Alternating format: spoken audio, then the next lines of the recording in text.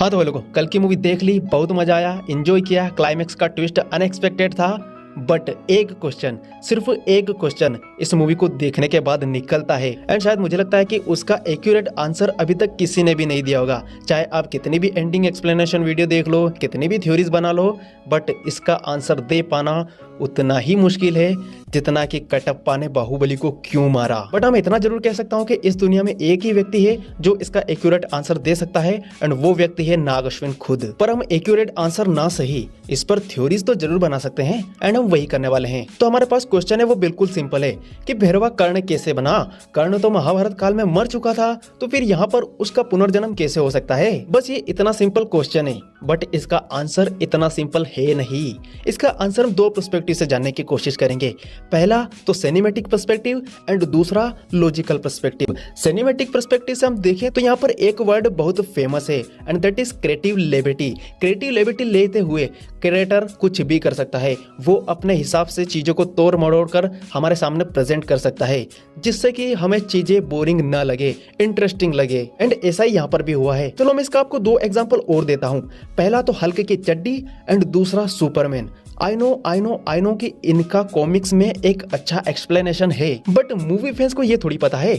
वो तो DC hardcore and Marvel hardcore fan को ही पता है कि हल्क की चड्डी क्यों नहीं फटती एंड सुपरमैन चश्मा पहनने के बाद क्लार्क कैसे बन जाता है, कोई दूसरा व्यक्ति उसको पहचान क्यों नहीं सकता। ये बातें मोस्ट ऑफ दी उन्हीं को पता है जो कॉमिक लवर रहे हैं। बट इनके अलावा जैसे कि मैं मूवीज को फॉलो करता हूँ, मैं डीसी की भी अच्छी खासी मूवी देख चुका हूँ, मार्वल की भी अच्छी खासी नॉलेज रखता हूँ इवन, बट फिर भी मुझे ये नहीं पता है कि हल्क जब ब्रूस से हल्क बनता है तो उसकी चड्डी क्यों नहीं फटती, उसका पैंट क्यों नहीं फटता। एंड जब सुपरमैन से चश्मा पहनने के बाद क्लार्क बनता है तो उसके बाद कोई इंसान उसको पहचान क्यों नहीं सकता, ये मुझे नहीं पता है।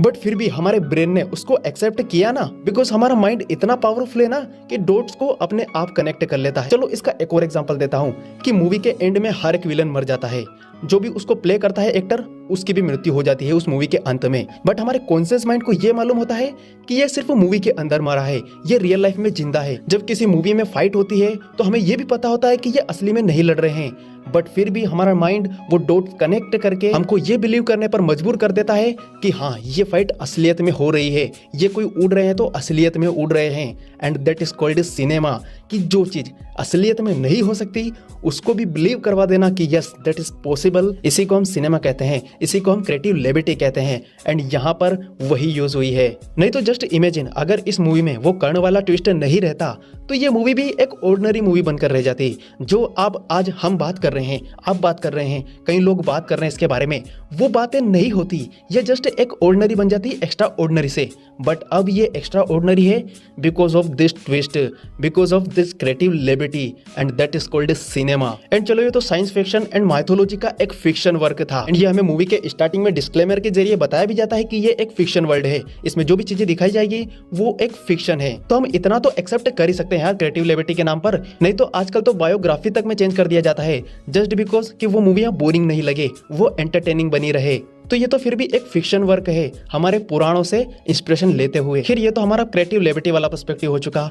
अब बढ़ते हैं हमारे दूसरे perspective, means logical perspective. And हम इस लॉजिकल पर्सपेक्टिव में जो भी बातें करने वाले हैं ना, उसको भी हम एक क्रिएटिव लिबर्टी लेते हुए देखेंगे।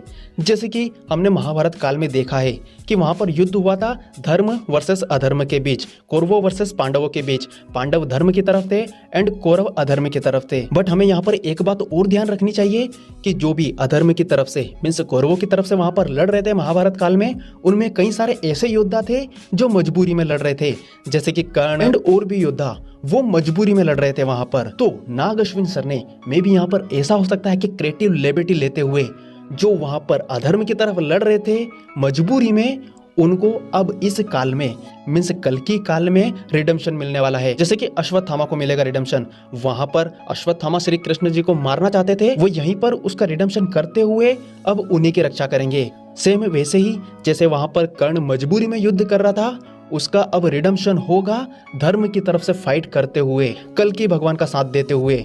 जो वहां पर महाभारत काल ने उसमें अधर्म का साथ दिया था, अब उसका रिडेम्पशन आर्क यहाँ पर पूरा होगा धर्म का साथ देते हुए। एंड जो महाभारत काल में धर्म की तरफ से लड़ रहे थे, जैसे कि अर्जुन एंड उनके पास गांडीव धनुष था जो कि पहले धर्म की तरफ था, बट अब वो सुप्रीम यास्की के पास है एंड यास्की अधर्म की तरफ से लड़ रहा है। एंड यास्कीन कौन है? ऑफ कोर्स कली होगा। भले ही इसका हमें डायरेक्ट रेफरेंस नहीं दिया है कि वो यास्कीन कली ही है, बट फिर भी उसके वर्ड से एंड जो हमें मूवी के स्टार्टिंग में समरी सुनने को मिलती है कि जब भी कल्कि भगवान पैदा होंगे तब कली इतना तो पावरफुल होगा कि वो कल्कि भगवान के जन्म को रोक सकेगा। एंड मूवी के क्लाइमेक्स में हमने देखा है कि यास्कीन अब पूरी तरीके से स्वस्थ हो चुका है एंड वो जा भी रहा है सुमति को खुद लेने। तो अगर हम इन डॉट्स को कनेक्ट करें तो इस हिसाब से तो कली यास्कीन ही है। एंड यास्कीन के पास अब हमने देखा है कि गांडीव भी आ चुका है, जो कि पहले धर्म की तरफ था एंड अब अधर्म की तरफ आ चुका है। एंड यास्कीन के डायलॉग्स पर भी आप नोटिस करो तो वो अपने आप को भगवान मानता है। वो इस मूवी में कहता है कि युग आए और गए पर इंसान ना कभी बदलेंगे और ना ही कभी बदले हैं। एंड वो ये भी कहता है कि डरो मत, एक नया युग आने वाला है, विच मीन्स कि वो अपने आप को भगवान बनाकर खुद ही की दुनिया क्रिएट कर रहा है, जहाँ पर सारे ही रूल्स उसके हिसाब से होंगे। बेसिकली कहूँ तो वो थेनोस की तरह सोच रहा है। थेनोस जैसे दुनिया में बैलेंस बनाना चाहता था एंड खुद को भगवान मानता था, वैसे यहाँ पर यास्कीन भी अपने आप को इस दुनिया का भगवान मान रहा है। पर उसे ये नहीं पता कि वो धर्म की नहीं बल्कि अधर्म की स्थापना कर रहा है। एंड जो धर्म की स्थापना कर रहे हैं विच मीन्स कल्कि, एंड कल्कि का साथ देंगे अश्वत्थामा, भैरवा एक कर्ण। तो इस तरह से अश्वत्थामा और कर्ण का एक रिडेम्पशन आर्क पूरा होगा जिससे कि उनको मोक्ष की प्राप्ति होगी। आई नो कि ये बहुत वाइल्ड थ्योरी हो गई, बट हम ये भी नहीं भूल सकते कि डायरेक्टर कौन है, नाग अश्विन, एंड उनका विजन क्या है। हमने इस मूवी को देखने से पहले कभी भी ये इमेजिन नहीं किया था कि हमें इस क्लाइमेक्स में कर्ण देखने को मिलेगा, बट वो हमें देखने को मिला ना।